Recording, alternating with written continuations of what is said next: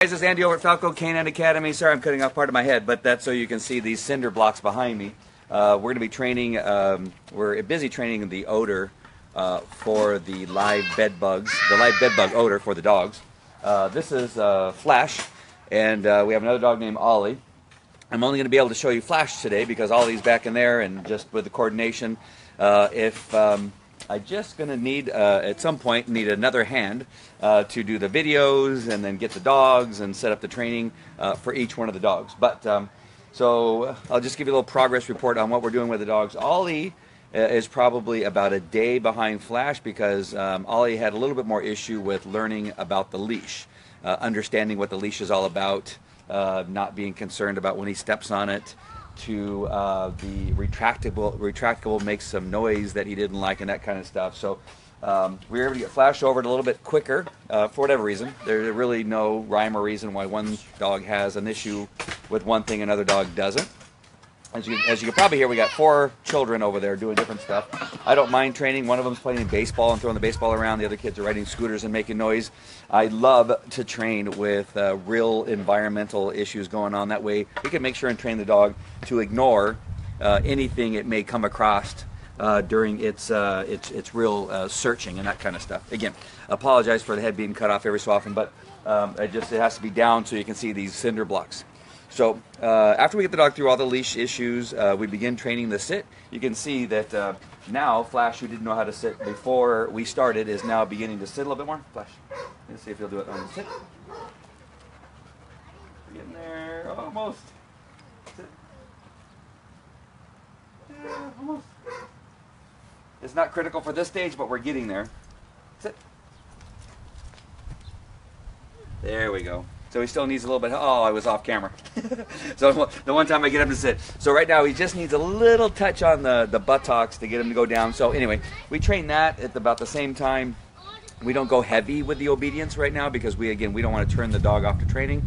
We want to make sure there's a connection between the dog and myself. So as long as the dog isn't completely out of control, biting people, growling at people, which none of these dogs are, we kind of let the obedience go for now. Now, we're going to talk about that later on because some people think, well, you don't need to do obedience with working dogs or detection dogs or police dogs. There's nothing further from the truth than what you hear. I hear police officers saying my dog doesn't need obedience because he's a biting dog or he's a narcotics dog. That's all BS. It's all bogus. Never listen to it. It's all stupid. I do have an opinion on that, don't I? All right, so in each one of these cinder blocks here, remember what we're doing is we want to make sure and train the dog. Hey, Cass, or Cause. I really, I don't even know the true pronunciation of that. In each one of the cinder blocks, we have dead bed bugs, vials, and plastic bags. In the odor that we're training, it has live bed bugs. There's my son coming in there. It has live bed bugs and a little bit of the tennis ball to teach the dog what it is we're trying to do. In the beginning, remember, these dogs don't know that they're bed bug dogs. They don't know they're narcotics dogs. They don't know they're bomb dogs. And so in the beginning, we need to put something that they like, which is the tennis ball, along with the odor we're trying to train. There's other ways of doing it, but this is just one way of doing it. And so in that cinder block, we have the live bed bugs in a vial, and we have a bit of a tennis ball to connect the reward with the odor that we're trying to train. Yes, son? For you, no, I'm going to watch Phineas and Ferb. Okay, thank you for sharing. All right. All right. And then in the other blocks, like I said before, we have the odors we want them to ignore, which is the training aid container, which is a, actually, let me just show you.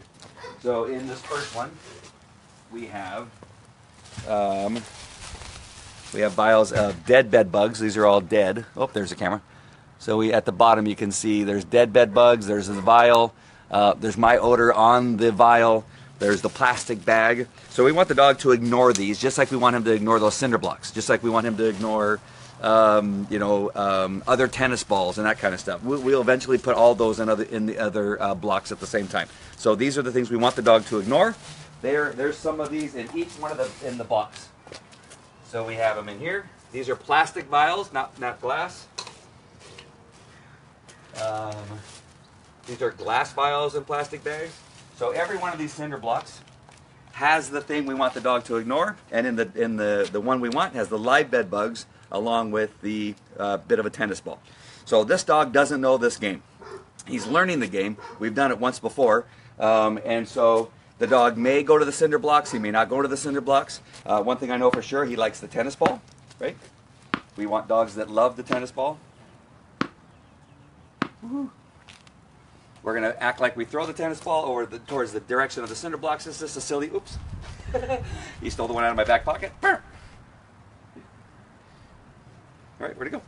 And now we just take the dog over here, and he's going to begin searching, hopefully, for the tennis ball. We want him to show attention. Nice, nice. Good boy. Good boy. And so what we're simply looking for at this point is the dog to show interest in the block that has the live bed bugs and the tennis ball. He stuck his nose in there, he hung out a little bit, and we threw the tennis ball. I'd like to see a little bit more interest than just that, but because being on camera and being at a distance, my timing was off a little bit, so I'm going to do it again. Good. So I don't care whether he knows the bugs are in that block or not at this point. The searching part will come. Right now I'm just trying to associate the odor with the tennis ball, with the reward. All right. Again, the searching part we'll worry about later. So he may go directly to that cinder block. Where'd he go?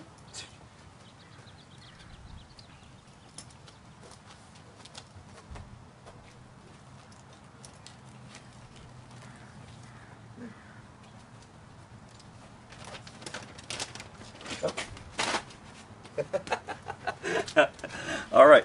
What you saw for me there is that my sons probably took out the little piece of tennis ball that was in that was in that cinder block. That may have been what my son was trying to tell me. All right. So I just put a tennis ball in there just to help us out there. All right. Remember, the dog does not know the game yet. All right. Here we go. All right. Here. Here we go. Good. Good. Good. Good. Nice. All right. That happens on these live things. It happens in dog training all the time, right? And so again, now the dog showed a little more interest. Again, the dog has no idea what he's looking for. Doesn't have any idea that he's supposed to be looking for live bed bugs. He doesn't know, again, if it was narcotics or explosives. Good. Good. Again, you want to pet the dog first to let him know that he's being a good dog by bringing the ball back to me. All right, we'll repeat this game over and over again. Where'd it go? Nice. Nice. Nice. Nice.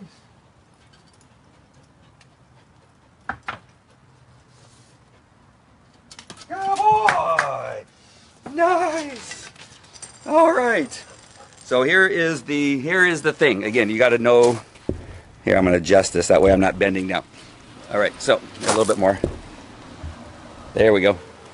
All right, so the thing is that, again, the dog does not know what we're trying to do yet. So what we're trying to do is put the thing the dog likes, the ball, along with the odor, live bed bugs, and the dog goes in there, sticks his nose in there, smells his tennis ball. At the same time, he's smelling the odor that we're trying to train, and we repeat this over and over again. We're not looking for a sit.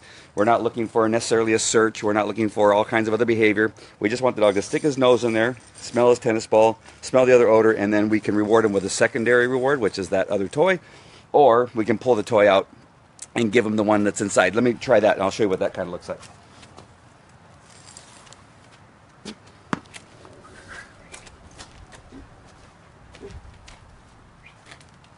Here we go. So I'm going to try to get him to start over here, even though he wants to go right to that box. There you go. Nice. Nice. Good boy. Good boy.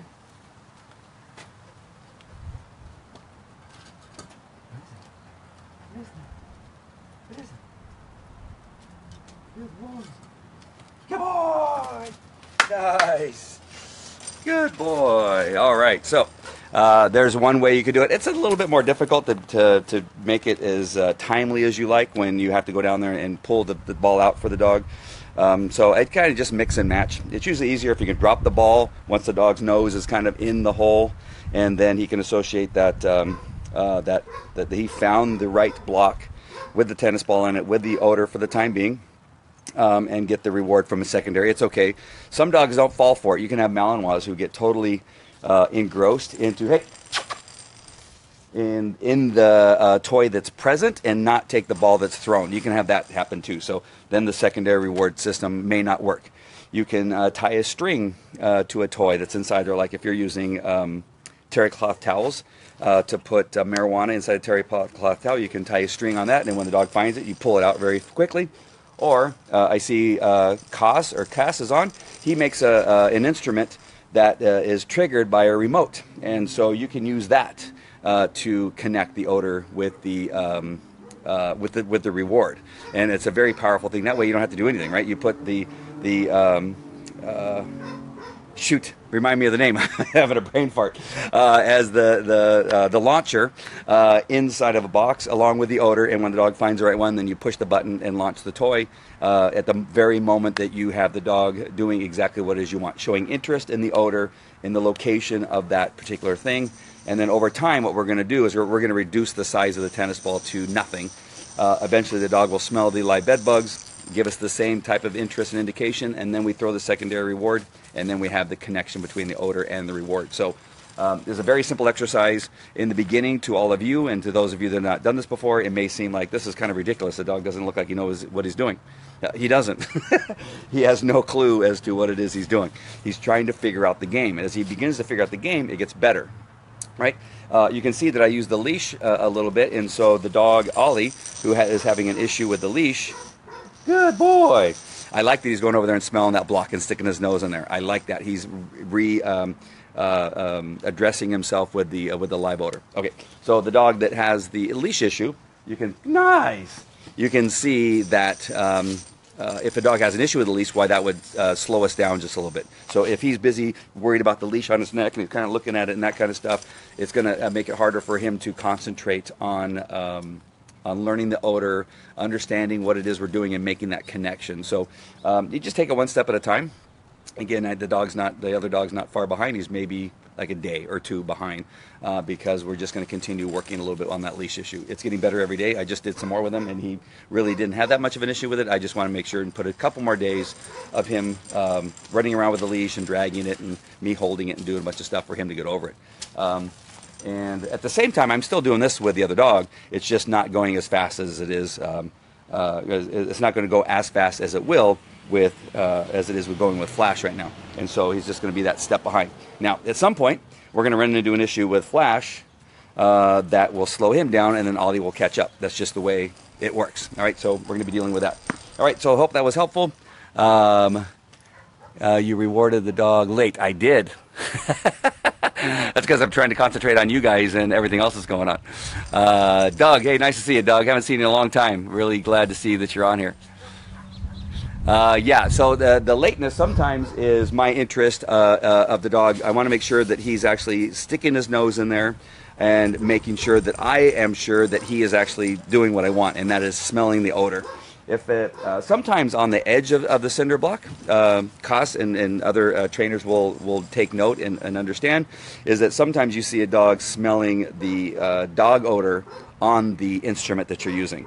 And at that point, I don't want the dog to get rewarded for smelling dog odor. I want the dog to be rewarded for smelling the odor that we're trying to train. So at a distance, it may look like it's late. But if I'm not 100% sure the dog is doing exactly what I want, I don't want a reward. Let's say that when we're teaching a dog to bite, for instance, some of you are bite dog trainers or have bite dogs. If we want our dog to be focusing on the decoy, we don't want the dog looking back at the handler and then have the decoy move to take the bite. Because when the dog does that, what the dog is learning is that when I look away from the decoy, then the decoy will move and take the bite. That's not what we want, right? It's kind of the same thing on the detection dog. When the dog is not doing exactly what it is that I want him to do, then I'm flawed for rewarding him at the time that is not making the message clear. We want to always be black and white in our training the best that we can. Are we always? No. Are we perfect? No. There's some dogs coming. Nice, Flash. Flash is off leash, and there's 3 dogs across the street that are walking across the. So very good, very nice. So all these things need to be taken into consideration. Again, we have other issues. I'm trying to do this on camera and talk to all you at the same time, but again, we'll keep all that stuff in mind. I like the conversation, though. I like understanding what it is that you're seeing, and if you have any questions or concerns, or say, you know what, you could do this differently or do this better, all good stuff. I'm open to it all. I think that's all I can tell you right now. I use cinder blocks because they're heavy, and it's a little bit harder for dogs to turn over. Again, they still turn them over, right? They still hit them and they pull them over. It's easy to play a shell game and move them around very easily and shift them from place to place. You can then take the cinder blocks and move them into a home and put them in different corners of the interior. So in the beginning, the dog is learning to search through things it recognizes. It'll see a cinder block and go to the corner. It'll see a cinder blocks underneath the table and go underneath the table. Then you remove the cinder blocks, and now the dog will be searching around, come into the odor, get rewarded for being in the odor, and then now the cinder blocks are out of the scenario. Just like, if we're trying to get rid of the plastic bags and the glass vials and the plastic vials that are associated with the bed bugs. And so all those things are very, very, easy for the dog to attach to the odor, the other things, right? So you want to, at some point, take them out of the situation. Thanks, thanks, Alex. What else? I'm trying to think what else is there. Over there, I don't know if you can see it in the distance. I don't think you can. It's just out of the view. There's a red plastic bag. Can you see it over there? Those are treats. I left that in the environment. Again, if you saw the dog go over there and smell them, again, some people would say, you don't want that in there because the dog will get distracted. No, again, I think the distractions are good. I think the dog working through distractions, the dog does know that those are treats. I made the dog get away from the treats and then begin searching again. Again, I think that if the sooner I can do stuff like that without slowing us down, the better. It's like putting in all the cinder blocks, there's vials and dead bed bugs and plastic bags and all those things that later on I won't have to worry about, because if I can get him to ignore all those things now, I don't have to go back and try to do it after that he's begin to associate plastic bags with the training aid, or begin to associate the dead bugs that are in the vials with the live bugs, and now it complicates things a little bit more. If I can take that out soon and get it out of the way, we'll be done faster. The client will be able to get the dog sooner, and things will be good. All right? So that's it. I hope that was helpful. I hope the wind wasn't too bad out here. I have a mic on that's supposed to be deadening the wind that's out here right now. If you have any more questions, feel free to comment. Thank you, Alex. I'm about ready to run out of power, so I'm pretty sure my phone's going to die at any second. I'm going to try to do this again. I know I keep saying this. I'm going to try to do this more often, but those of you that have been around dogs, it's a little bit difficult to do three things at the same time and concentrate on what it is we're doing. So that'll be it. I'll bring you into some of the training with Ollie, hopefully tomorrow or the next. Tomorrow I'm in Tucson. Got to fly to Tucson tomorrow. I'll be there for another dog thing. And then I'll be back on Friday. And over the weekend, Saturday and Sunday, we'll be doing some more dog training. So I will do my best to bring you all in there. Thank you for the thumbs up. Make sure and share and like and subscribe. That way you know when we're on, we'll be doing more training. All right? All right. I'll talk to you later. Take care. Bye.